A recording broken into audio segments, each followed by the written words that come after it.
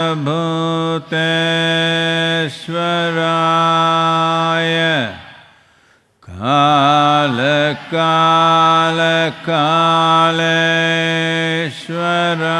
Kaleshwaraya Shiva Shiva Sarveshwaraya Shambho Shambho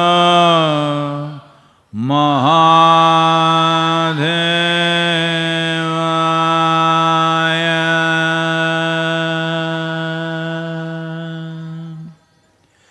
Yoga Yoga Yogeshwaraya Bhuta Bhuta Bhuteshwaraya Kala Kala Kaleshwaraya Shiva Shiva Sarveshwaraya Shambho Shambho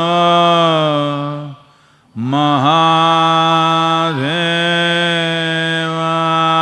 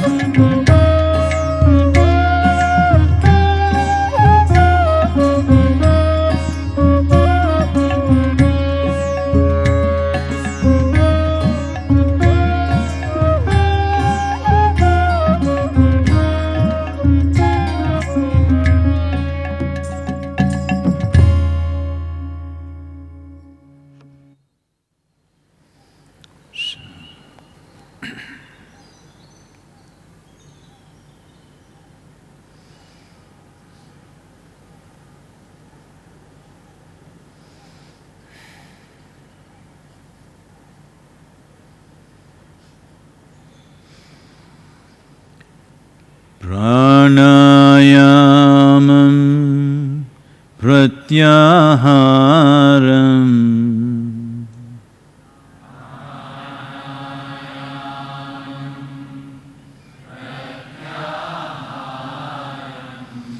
Nitya Nitya Viveka Vicharam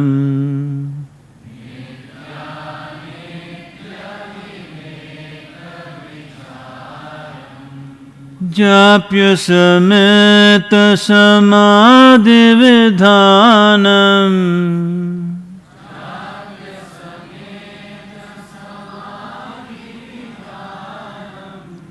Japya Sameta Samadhi Vidhanam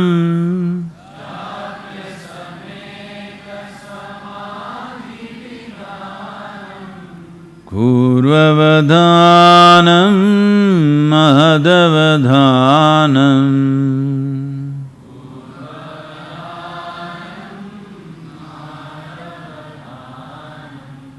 Kurvavadhanam Mahadavadhanam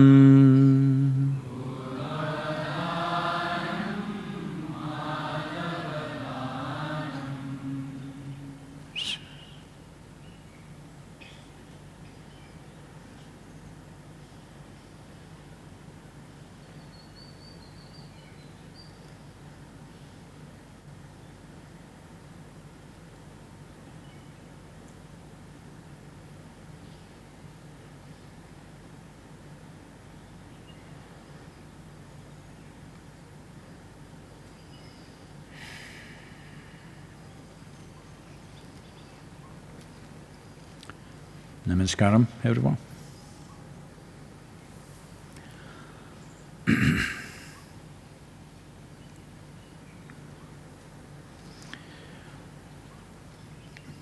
Well, every day we have some sessions on the news channel and variety of other interviews are being done, almost everywhere. One common question is, now that we are under lockdown, we are very anxious, can we do pranayama, can we do meditation, can we do yoga? Oh, in this culture, there is a term called smashana vairagya. That means somebody near to you, especially when somebody of your own age dies, you go for the cremation, there you see this person who was on yesterday, today, poof. Suddenly, your own mortal nature comes and hangs in front of your face. Of course, till then you were immortal. Just when you see another human being just like you, if they're very old, you say, they're okay. That's not yours, because you're immortal, they're mortal people. But when somebody that you know of your own age group, reasonably around, somebody that's intimate to you, you have known them, and when they die, suddenly it hits you, well, this is also mortal. You will see post-cremation conversations will happen in the families. What is there? What are we fighting for? What are we working for? What does it all mean? Anyway, it will all end like this one day. This kind of very dispassion, talks of dispassion will happen.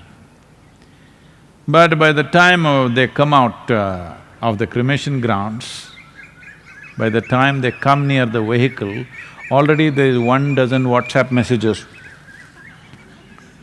Vairagya is gone and again back into thing, one more death has to happen.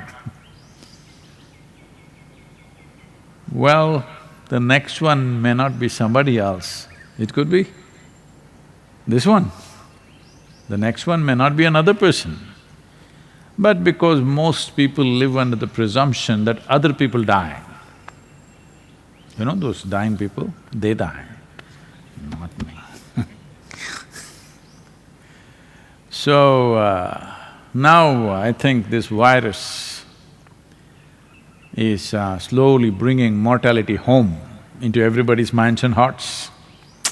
What an unfortunate way to learn simple facts about life. You have to kill 140,000 people on the planet to realize that we are mortal. How tragic is that? But that's how it is, unfortunately. But at the same time, looking at the situation in India, maybe by mid-May, by end of June, probably this could be completely gone, most probably, unless a second wave of second generation of virus come at us in a big way. We don't know about that. Some people are talking about it, but nobody's sure about that, whether it'll have a second wave like this. You will see by July, August, everybody will again become immortal. But I'm sure there'll be a few sensible people who will stay with the realization we are mortal. When we say we are mortal, all we are saying is, we have a limited amount of time. We have not been here forever. We will not be here forever. We are here for a limited amount of time. Before you were born, you were dead for a very long time. And after you're dead, again you will be dead for a very long time. So most of the time you're dead. Just for a little time you're alive. In this little time, how much mess? If you just look at it, then you will put your life into order. What is the top priority? Naturally, you will put your time and energies into that. But right now, because we are immortal, we have time for all kinds of things.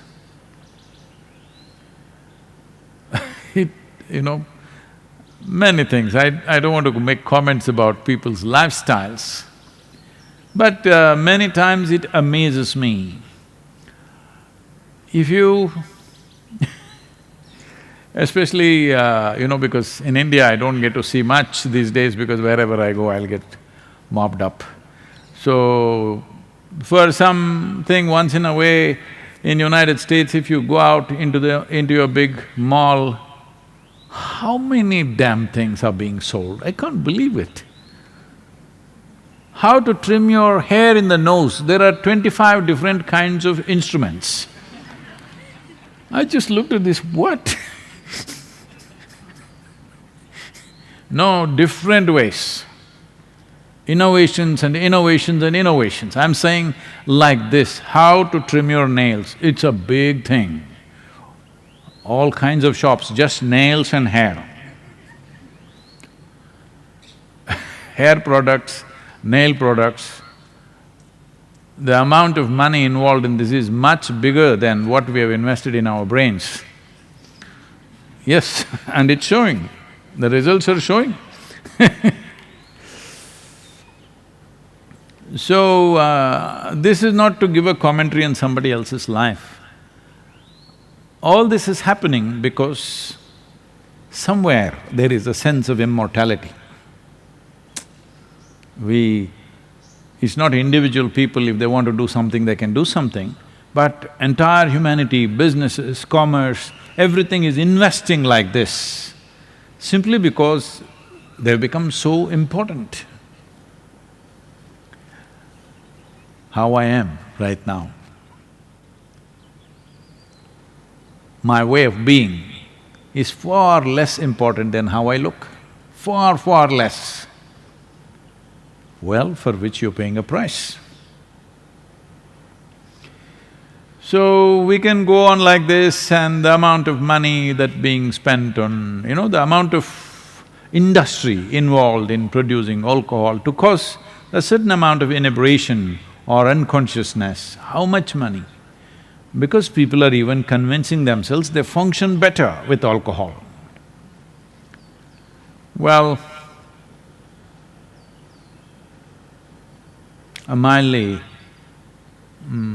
because these days, in some of the universities that I visited in United States, I don't want to name them, very rich universities, they have free beer dispensers. Different companies, the top companies in America, I didn't see the Corona one, but the other ones they have dispensers where beer is free for the students. Any time of the day they can drink, because that is not really considered a hard liquor. It is just mildly like that. So, the students came all little beard up. No, I didn't mean you.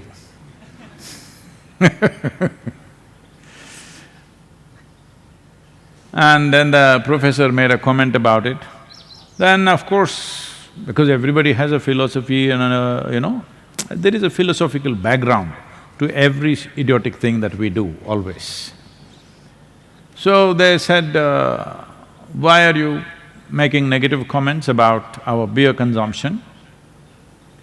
Because most people function better with alcohol. So the professor said, nobody functions better with alcohol, it is just that they're less ashamed of doing things badly. They do things badly, but they do it with swagger, because they're no more ashamed of doing things badly. If you're not inebriated, if you do something badly, you feel not good about it. But when you're drunk, you can do idiotic things and still feel great about it. That's an advantage. So now everybody wants to learn pranayam, meditation, turn inward, spirituality, whoa. Right now, just stay alive, stay sensible, stay balanced, stay alive. That's all the best you can do right now. Suddenly, because you read two sentences from a scripture, you don't become spiritual. You just need… See, what you're looking for is not spirituality, what you're looking for is a little bit of psychological balance, because you're going crazy staying at home. Not that you are very sane going to work, it is just that your insanity was distributed to many people, so it was not felt. Now it is concentrated towards a few people, so it's clearly there. I'm sure people at home, some of them are telling you clearly who you really are. This happens because outside, engagements are small, so people will say nice things to you. You went outside, somebody told you you are the most wonderful human being because they want to get something done from you. So you little floating on cloud number whatever. Here in the south we do 11, maybe elsewhere you do 9. We take pleasure in riding the 11 cloud, not 9, not cloud 9. Here South India, 11, because we're at 11 degrees latitude, everything is 11. But you went home, people at home told you who you really are, poof, the cloud melts away. The wisdom of this is, cloud is not a good vehicle for you to ride, whether it's 1 or 11, because anytime it'll melt. It's not a good vehicle. Fairy tales, they ride clouds, they even ride pumpkins. Don't do those things. If you don't have any vehicle, use these two. Otherwise, build something reliable, resilient, which will carry you across. You try to travel on a cloud, we know where you will end up very clearly. Whatever the number of the cloud, I'm telling you. If you try to ride an unreliable vehicle like that, you will crash. Right now, this is all that's happened. You have to live this life through this vehicle, this body and this mind. Now, little heat around you, this cloud evaporates, Suddenly it puts you down. Many times it put you off. Maybe sometimes powered by some spirits. A little boy asked his father, "Father, what do we call those people who connect us with spirits?" The father said, "Bartender."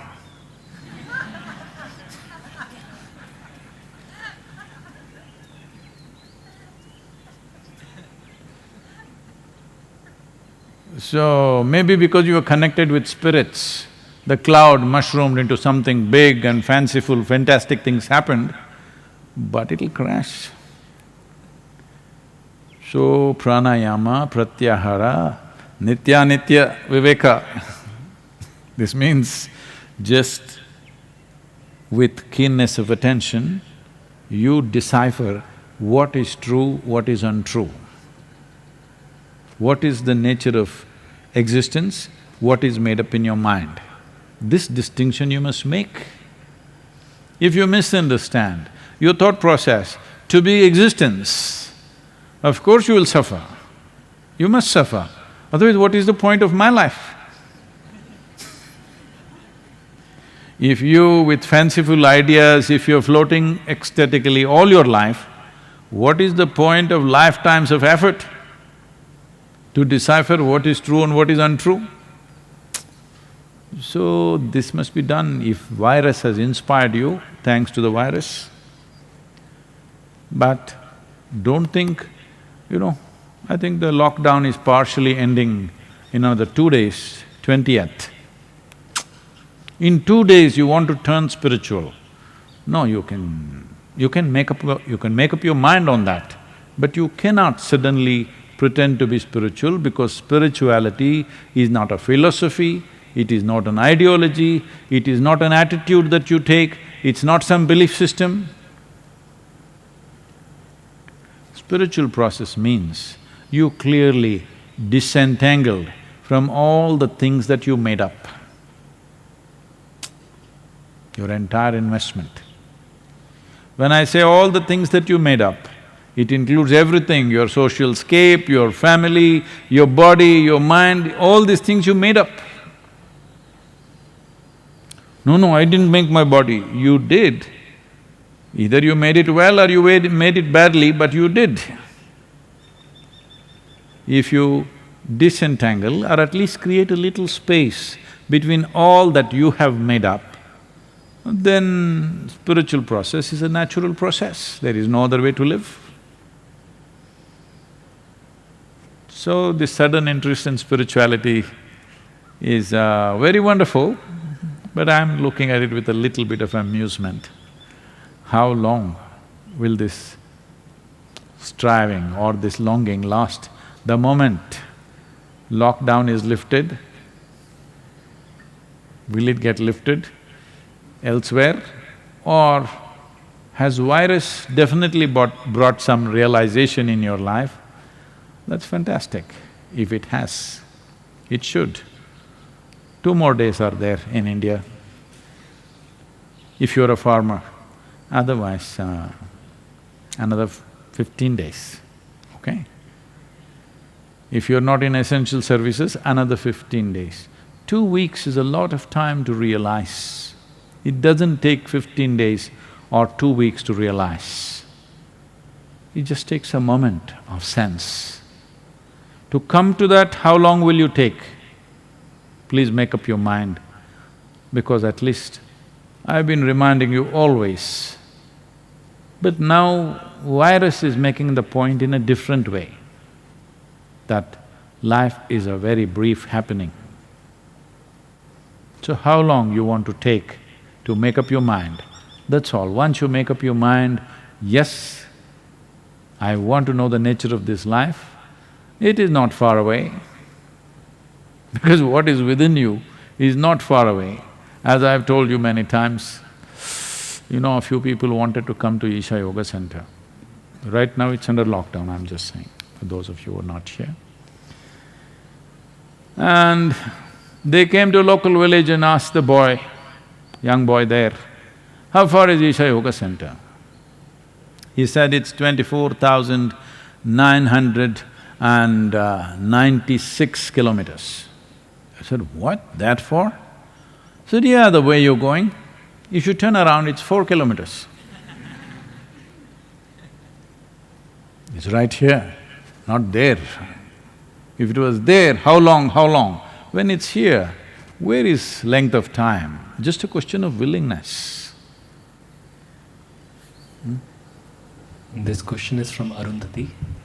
Namaskaram Sadhguru. You were speaking against belief system yesterday, but someone who believes in a particular god may have a wonderful experience of life because of that belief. How is this any different from someone experiencing life wonderfully because of a deity created as a yantra?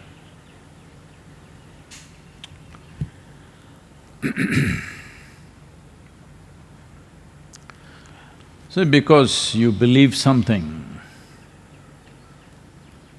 when you believe something, it brings you lot of confidence. That's the reason why we believe. Well, we started with believing God. These days it's become fashionable to say, I believe in myself. I don't know what that means. How can you believe in yourself? No, I believe in myself. All you're trying to do is confidence-boosting exercise. Confidence is a dangerous damn thing. Most stupid things in the world are done because somebody is confident without any clarity about it. Most idiotic and disastrous things are done by people who have confidence without clarity. And they're usually believers. Either they believe in that or this or that or something. Essentially, belief means you're fundamentally dishonest. You're not willing to see, I do not know. Well, somebody believes and their life is wonderful, their life may be wonderful because they're devoted to something. It may be a deity, it may be the temple. Usually devotees are not really doing much with the deity. They're sweeping the temple, they're cleaning the temple, they're washing this and that, they're washing vessels in the temple, and it all feels wonderful because they're devoted. It is like, someone has a child, little baby, oh, they're so devoted to this little child. Everything is beautiful, changing the diaper is beautiful, wiping the shit is beautiful, everything is beautiful. Yes, it is. Not because shit is beautiful, simply because you're devoted. That's why everything is feeling beautiful. That is the nature of devotion. Whether it's a child or a temple or a god or a deity or a tree, it doesn't matter what. If you are devoted, your devotion will make everything beautiful because devotion is the sweetest emotion you can nurture within yourself. When your emotion is so sweet, what does it matter? You ate well, you did not eat well, you slept well, you did not sleep well, nothing matters. Everything is beautiful. This is the power of devotion. So with belief system, if you're trying to build devotion, fine, but devotion is just one step. There is no need to create another intermediate step because that intermediate step can be hugely misleading. When you believe, you become right, others become wrong. A devotee never thinks like that. A devotee is never right. He knows he doesn't know a damn thing, but he just knows I'm devoted, that's all.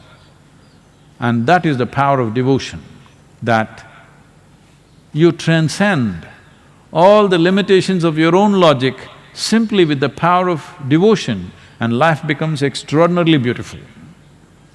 It is not that you know a thing, you may not know a thing, but it doesn't matter because the power of devotion is beyond the power of knowledge. It is. So that is not coming from your belief system, that is because your heart has melted for something. Doesn't matter what it is. It may be a child, it may be a husband, it may be a wife, it may be a tree, it may be a cause, it may be anything. But you're devoted to something. And it is best that you devote yourself to something which doesn't change much shape and form. See, you just got married, you were very devoted, but after 3 days, because what you devoted yourself to and this creature are two different things. So that is why it is best to devote yourself to a deity unchanging. Yes, it's a fantastic tool, I'm not making a joke out of it. It's a fantastic tool because it fixes one significant dimension of who you are, that is your emotion. People think they're intellectual, they are not. They're largely emotional. Emotional means they may not be dripping with love, they're angry, they're anxious, they're agitated, this is all emotion. Emotion gone bad. If you just become devoted, all these things are gone, just sweetness of your heart all the time. So devotion has that power. Do not misunderstand devotion to believing something. Believing something means you made up something in your mind and make it like a reality. No, that's not devotion. That leads to fanatism. What is the difference? There is a big difference. One happens in your head, another happens in the level of your emotion. One is made up in the thought process, another is not made up in the thought process, it's just the way you feel. It need not be right, it need not be wrong. Devotees don't care whether something is right or wrong, all they know is they are devoted. This gives them a sense of freedom and lets them fly over all the bad terrain in their life. Yes, they don't touch any aberrations, they just fly over everything, simply because the sweetness of emotion has the power to do this. And even today, though people think and claim that they are very intellectual, still emotion is the strongest dimension in most human beings. Maybe it's not finding expression, it's gotten constipated in expression, but inside, it's roiling them all the time. They are not experiencing sense of absolute love towards everything, but they're angry towards everything, they're anxious about everything, they're tense about everything, these are all emotions. Next question is from Prabhu. Namaskaram Sadhguru. Yesterday you spoke about deities as tools. In my experience, all the tools I use, they enhance the function of one of my sense organs. I can't perceive anything outside of the 5 sense organs. So how can I utilize a tool like a deity, which supposedly enhances my perception on a dimension that I cannot even perceive right now? No, first enhance the existing perception, wear spectacles, you'll see better, you know. Yes, just a small lens, an invisible lens, a contact lens if you wear, suddenly the world becomes clear, you know. That's all it takes. Now, you do not approach a deity in terms of, I want to access this, I want to access that. There are certain type of people who do that.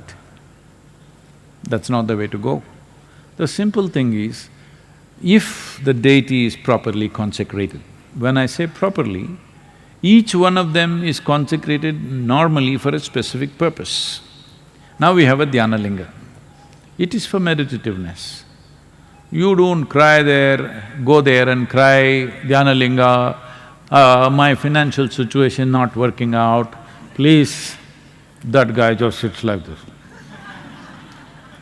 Because he doesn't know what is financial situation, he doesn't care.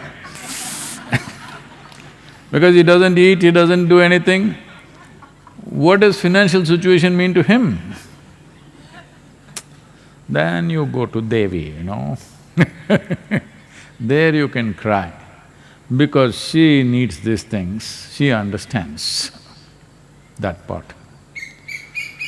Like this, different things are made for different purposes. All that might have gotten garbled in the culture today, people think temple is a temple, it's not like that.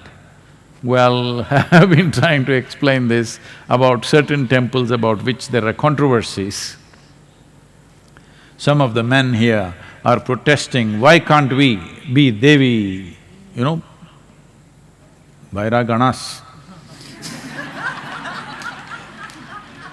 Only why women are in charge of the temple? Why is it only their privilege? Gender discrimination?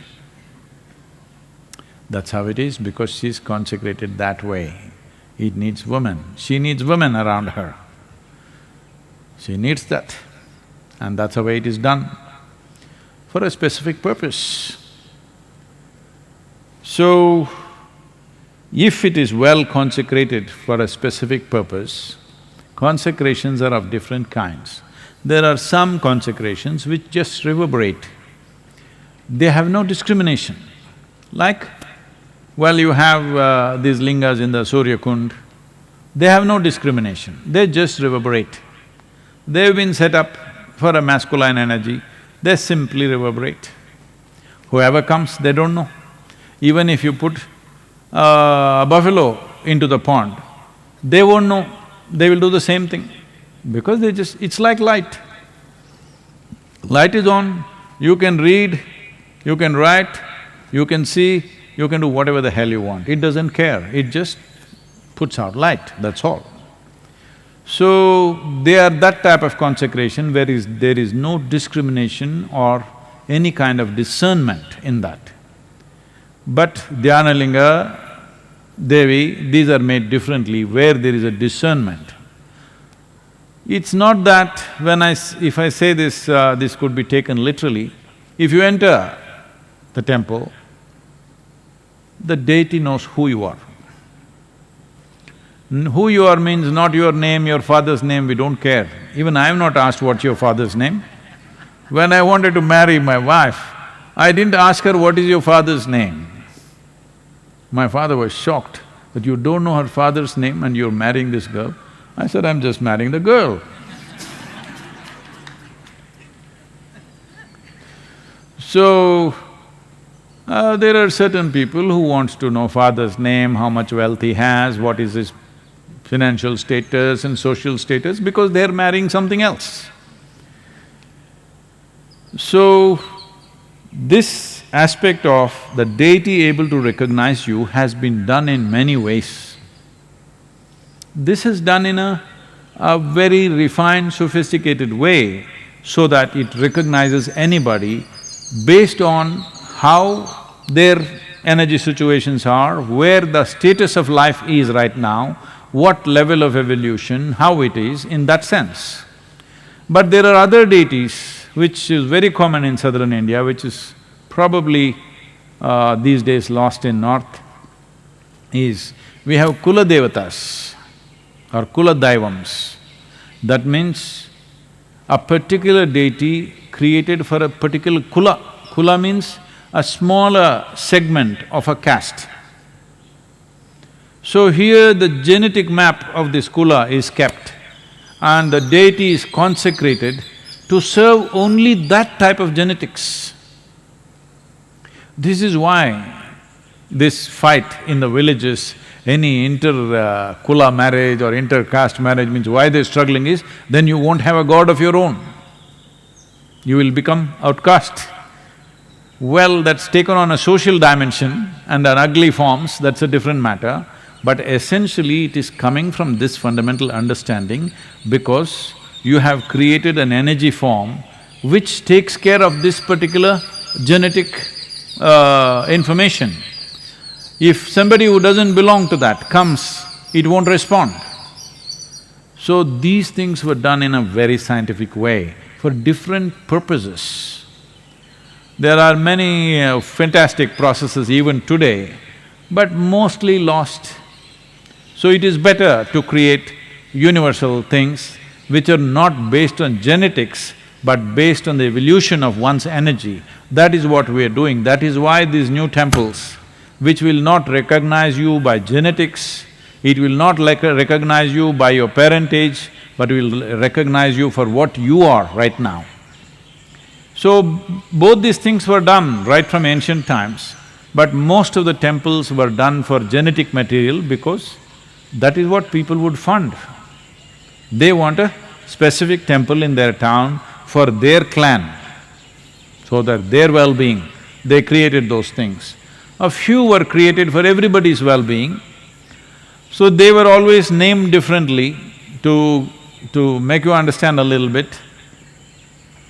Here, let us say there is one Mariamman temple, it will have a prefix name of a particular kula and then that. But let's say some other temple like let's say Kashi Vishwanath, it's Vishwanath. That means he is for the entire world. He is not recognizing you by your genetics. He is recognizing you by who you are right now in terms of your energy, in terms of your evolution, where you are right now. In that context, Dhyanalinga will not recognize your genetics, he doesn't care whether you came from your mother's womb or dropped from heaven, we don't care. Because we don't think coming out of your mother's womb and dropping from heaven, one is superior to the other. It doesn't matter how you came, how are you right now, that's all that matters. So, this is a different dimension of consecration. So when we talk about deities and about you enhancing your perception, you don't go there to enhance your perception. There is a process, what to do. You just do that process, you may get enhanced. Oh, so it is iffy, is it? It is not iffy, it depends on where you are, accordingly it'll enhance you. If you get enhanced for what you are not ready, you will go crazy, believe me, you will lose your mind. If you saw the things that I saw when I was very young, I'm telling you, you would have lost your mind, many of you. Because I saw all kinds of things and sat there like this. And even people around me thought I have some psychiatric issue because I sat seeing all kinds of impossible things. So if you develop a perception to see something which your mental framework and your energy framework is not ready for, you will be shattered. So you never go seeking a particular level of perception, you just go do the process. The deity is been created in such a way, it is of a higher intelligence than you. You allow it to work with you. You just do your sadhana as it is prescribed. This is the excess, this is the code. Just make use of it, and how much excess you find, let's see. Depends on who you are.